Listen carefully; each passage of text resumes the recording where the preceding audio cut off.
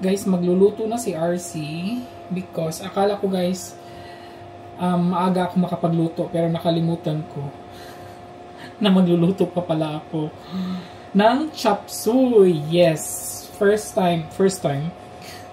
Alam nyo guys, chop suey is one of my hindi naman favorite, one of my gusto na ulam, pero hindi ko siya always naluluto dito. I don't know why. 3:30 PM na guys, and kailangan ko nang magluto para, you know, I'm not sure kung makakain ba to namin for today, but I think makakain to namin for today pala. Ready na to siya. Meron tayo ditong cauliflower and broccoli. Meron nakasipalit na cauliflower kasi kay partner lang to. Mamaya gagawin natin yan. Pero ito lang kasi yung pagbili ni partner ng cauliflower is malaki, kaya hinaf ko. At ito sa kanya kasi favorite niya to eh. Anyways, so meron tayo ditong sweet corn, chicken breast, maliit lang yung nilagay natin. Ilalagay ko sa chop suey. Onions and garlic, carrots, meron tayong kohlrabi, bell pepper, spring onions, and meron tayong lemon na half-half hilaw. Okay lang yan. And then guys, pag ako talaga nagluluto ng chop suey, naglalagay talaga ako ng crispy fry. Instead of cornstarch, crispy fry ginagamit ko. Sa mga nakakaalam dyan, alam nyo na. Of course, diba? So, maglalagay lang ako ng olive oil. Kasi mainit na to guys. And then, onions and garlic, isabay ko na din.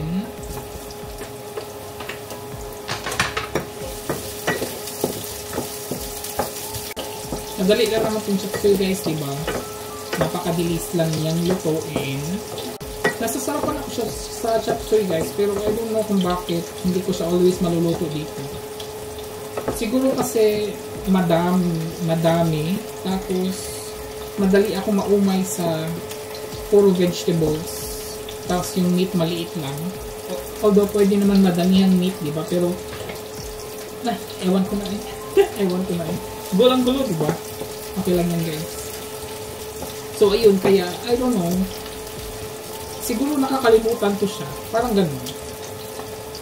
So, naglunod na ako ng chicken breast.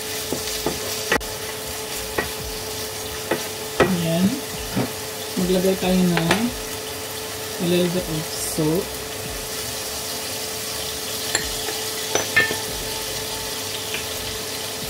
And pepper.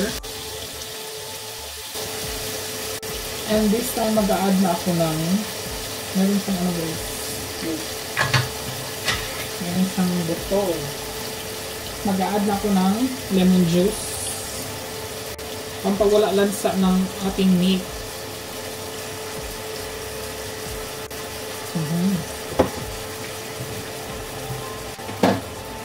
Ang bango na niya guys. Nilagyan natin siya ng lemon juice. Okay.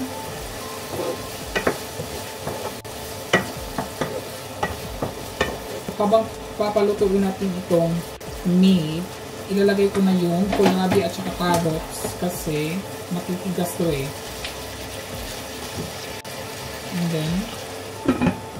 And then we will be back. Okay guys, nagpapakulo na pala ako ng tubig para malunod natin itong cauliflower. So ito is medyo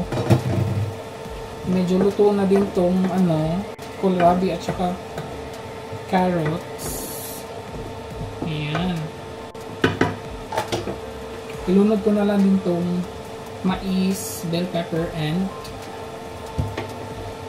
spring onions. Ayan. Actually guys, pwede ko na din siyang ilunod. Yes, ilunod ko na lang ito. Magkasya kaya to? Magkasya kaya to sila lahat? Oh my god, hindi guys. Napadami ko na naman. Siguro kunan ko lang to ng cauliflower. Yan. Kasi hindi naman ako masyadong ma-cauliflower sa guys. Mas favorite ko ang broccoli kaysa sa cauliflower. Yan. Kukunan pa natin. Para magkasya lang. So, malapit na yan. Ay, nag-ano na ako dito ng pampalapot natin guys. Crispy fry pala. Crispy fry. Normally, hindi talaga ako naglalagay ng tubig pag chop suey. Kasi gusto ko yung katas lang ng vegetables. Kaya titingnan ko kung kasi napaka-dry ng cauliflower. I mean, yung broccoli is napaka-dry. Parang wala siyang katas. And we will see pag mga after 5 minutes, tingnan ko kung meron ba siyang mga katas. Then hindi na ako mag-a-add ng water. Ito na lang siya diretso. Hindi kasi ayaw ko mag-add ng water talaga sa sa chop suey. Ayun, papalakasan ko siya konti. Okay, ito magagamit ko ito mamaya. So guys, mag-a-add na lang pala ako ng asin tsaka pepper para magkalasa tong yan, daming pepper guys. Ang sarap niya pag madaming pepper. And then asin.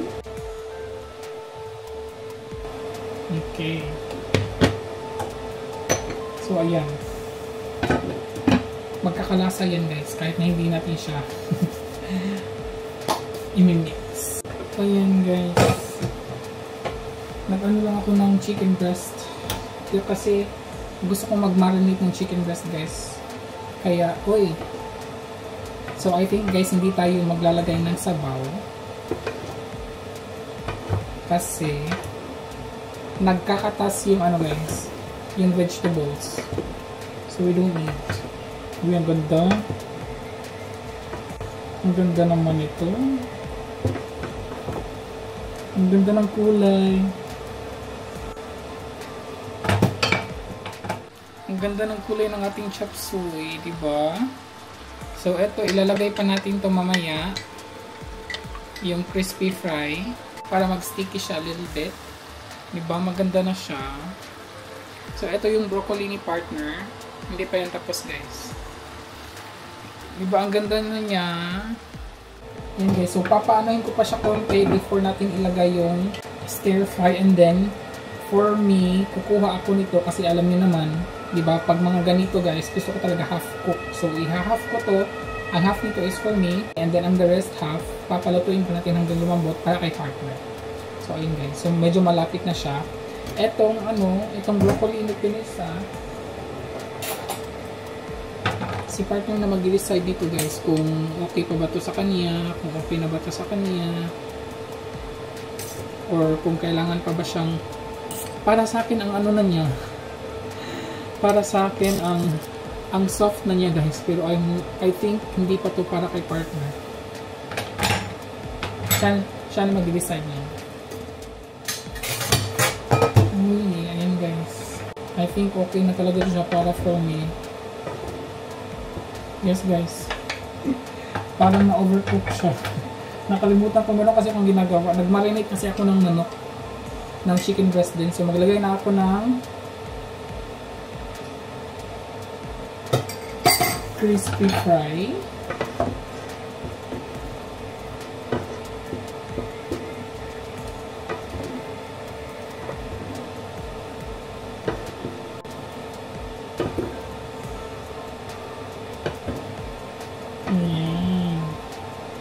Wala talaga siyang sabaw guys. Ito yung gusto ko talaga.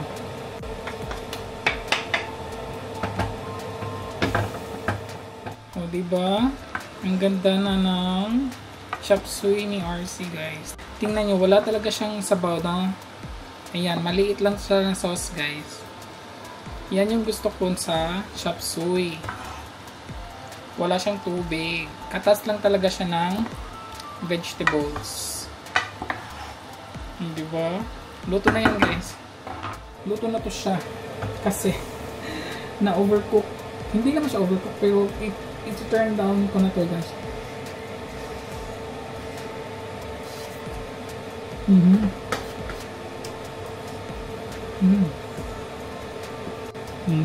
Sarap.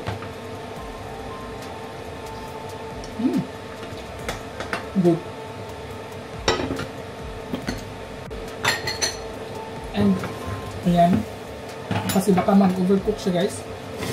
And then ito kay partner, pina-check ko na sa kanya guys, wala na tutubig. Okay na daw yung pagka niya, pagka smooth.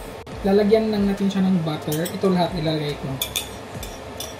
And then naglagay na naman tayo ng ano dito asin kanina. Pepper na lang. Ayan. Ayan lang siya guys. Parang maano siya. Butter lang talaga nilagay. Gustong gusto nyo ito guys. Tikman natin. Very simple lang, di ba? Butter lang yung nilagay.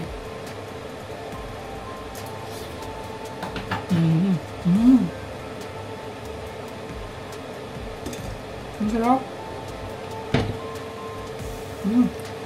Ang sarap ng butter. Oh my god. Oh my god. And guys, kanina nagluto ako ng corned beef, di ba? Ano ba yan? Punong-puno yung ano natin guys. Lagay ko na lang ito dito. Para. Yan.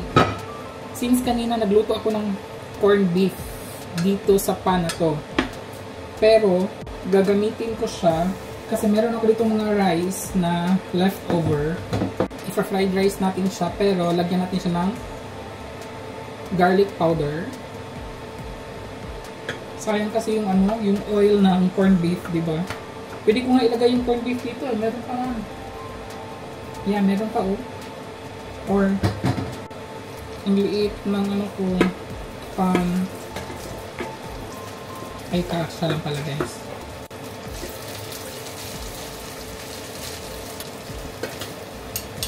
Di ba may instant fried rice na si RC? Garlic fried rice. Maglagay lang ako ng asin. And pepper. Ayan. Hindi lang masyado madami. So, ayun.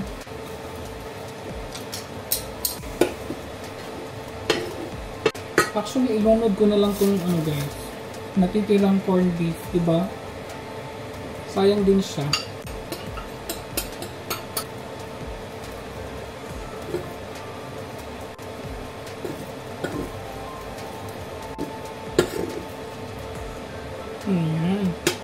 So, anahin ko lang siya konti guys.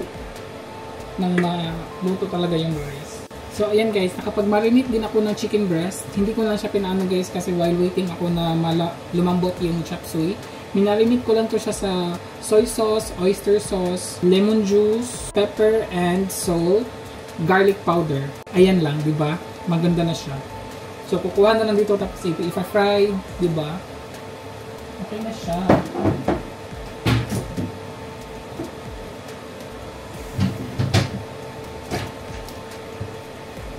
Nagutom na ako guys sa kakagawa ng ano. No, ayan na ang ating corned beef fried rice. Masarap kaya to? Tikman natin.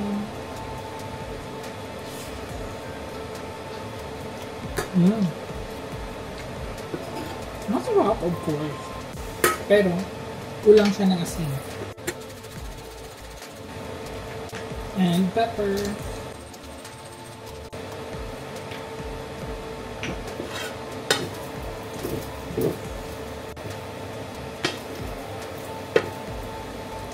Let's try again.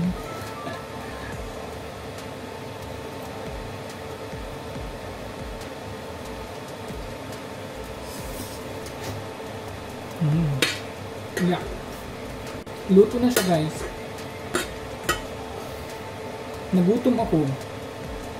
Nagutom talaga ako.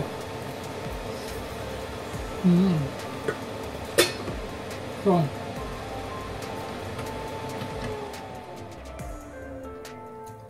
ipapahinga ko lang itong aking kamay kasi parang na-stress ako. Then magliligpit ako guys.